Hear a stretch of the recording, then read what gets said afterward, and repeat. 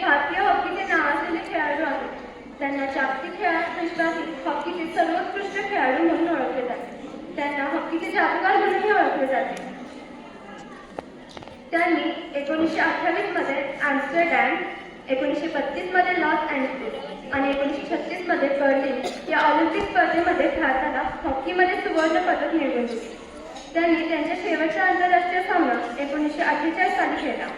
त्यांच्या योगदानामुळे भारताने 1928 ते 1964 दरम्यान झालेल्या 8 ऑलिम्पिक स्पर्धेपैकी 7 स्पर्धेत सुवर्ण पदक मिळवून संघाला 8-1 नमवल्यानंतर त्यांच्या खेळाने प्रभावित होऊन हिटलरने त्यांना त्यांच्या सैन्यातील वरिष्ठ पदाची ऑफर दिली होती, जी त्यांनी नाकारली. त्यांनी आंतरराष्ट्रीय कारकिर्दीत 580 गोल केले आहेत, जे की हॉकी इतिहासात एका खेळाडूने केलेले सर्वाधिक गोल्स आहेत. इतकेच नाही तर त्यांनी भारतीय सैन्यात लेफ्टनंट म्हणून 34 वर्षांची कामगिरी केली आणि 1956 साली निवृत्त झाले. त्याच वर्षी भारत सरकारने त्यांना पद्मभूषण पुरस्काराने सन्मानित केले. त्यांचे खेळातील कौशल्य, चेंडूवरचे विलक्षण कौशल्यामुळे ते जगभर प्रसिद्ध आहे. म्हणून अशा या महान खेळाडूचा जन्मदिन आपण क्रीडा दिन म्हणून साजरा करतो. थँक्यू. मुसीबतों से डर जाए उसे अनाड़ी कहते हैं. छोटी मुसीबतों से डर जाए उसे अनाड़ी कहते हैं. फर को भी सामने देखकर लड़ जाए उसे खिलाड़ी कहते हैं. फर को भी सामने देखकर लड़ जाए उसे खिलाड़ी कहते हैं. जीवन में खेलों का नया रंग भरते आए हैं उस हर खिलाड़ी को मेरा सलाम. जीवन में नया रंग भरते आए हैं इस हर खिलाड़ी को मेरा सलाम. भारतीय इतिहासातील महान हॉकी खेळाडूंपैकी एक मानले जाणारे मेजर ध्यानचंद यांच्या जयंतीनिमित्त 29 ऑगस्ट रोजी भारतात राष्ट्रीय क्रीडा यांचा गौरव करण्यासाठी विविध स्पर्धा आयोजित केल्या जातात. या दिवशी भारताचे राष्ट्रपती देशातील खेळाडूंच्या कामगिरीची दखल घेण्यासाठी राष्ट्रीय क्रीडा पुरस्कार प्रदान करतात. भारताला खेळांची समृद्ध परंपरा आहे आणि जागतिक दर्जाचे खेळाडू क्रिकेट, हॉकी आणि हे देशात विशिष्ट लोकप्रिय आहे आणि यांचे चाहते खूप मोठे आहेत. तथापि भारतात खेळाची लोकप्रियता असूनही देशाला आंतरराष्ट्रीय स्पर्धांमध्ये लक्षणीय यश मिळवता आलेले नाही. म्हणून अलीकडच्या वर्षात राष्ट्रीय क्रीडा दिनाचा वापर भारतातील तरुणांमध्ये दुरुस्ती आणि खेळांना प्रोत्साहन देण्यासाठी एक संधी म्हणून केला आहे. यापैकी सुद्धा एक मार्ग आहे. तो मार्ग म्हणजे खेळ. खेळ हा माणसाच्या जीवनात आणि शिक्षणाचा एक महत्त्वाचा भाग आहे. एक विद्यार्थी दिवसनिरात्र अभ्यास करतो. तो अभ्यासात अनेक बक्षिसे देतो, परंतु उत्तम आरोग्याशिवाय त्याला खरे यश आणि आनंद जीवन मिळू म्हणजे आपली प्रकृती, आपलं शरीर हे कायम तंदुरुस्त ठेवणं, त्यासाठी खेळ हा आपला आरोग्याचा घटक आहे. आमचा अनिवार्यासारखे असावे.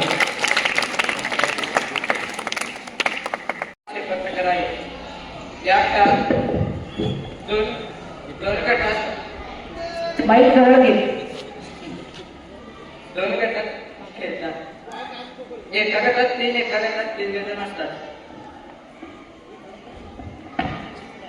साधन काय आहे? म्हणजे साधन छोटा पाऊस जास्ती नाही आहे, चालतं.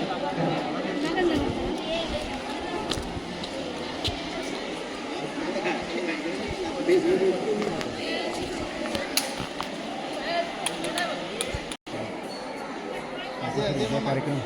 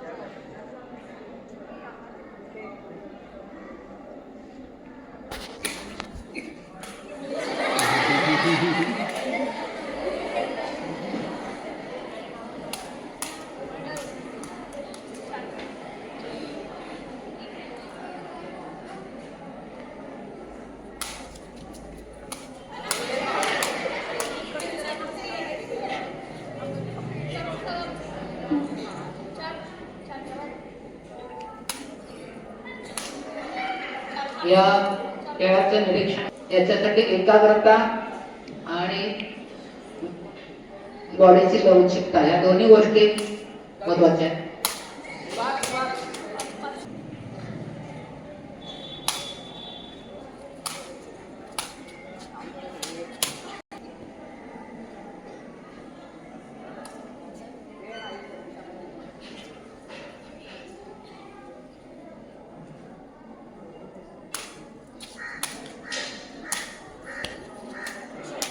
समान गुण लागतात.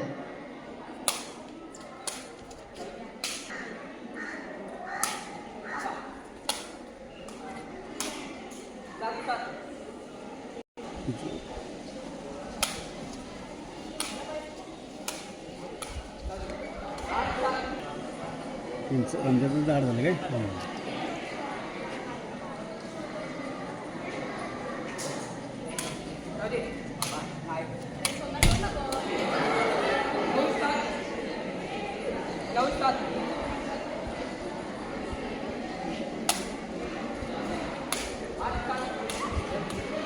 रमजान ऐसा क्यों हाँ? गणित शिक्षक म्हणजे गणित शिकवणार नाही. एक दोन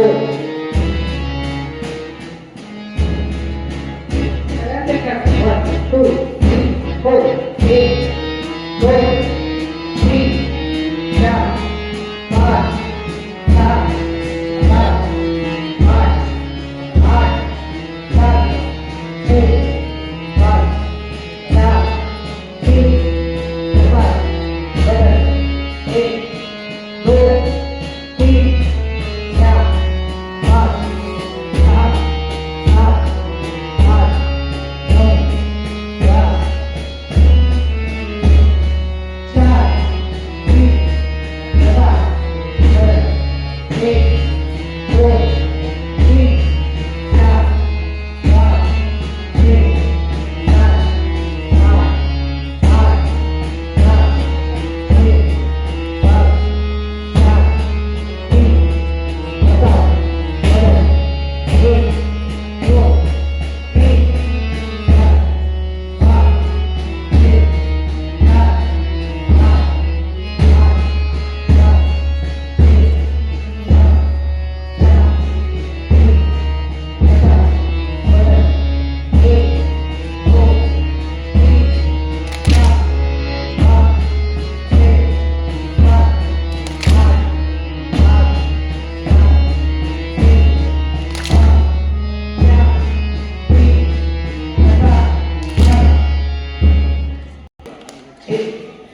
सात आराम से एकदम आता उभा केले एकदम माहिती हे तर घडे होतात चोकर एक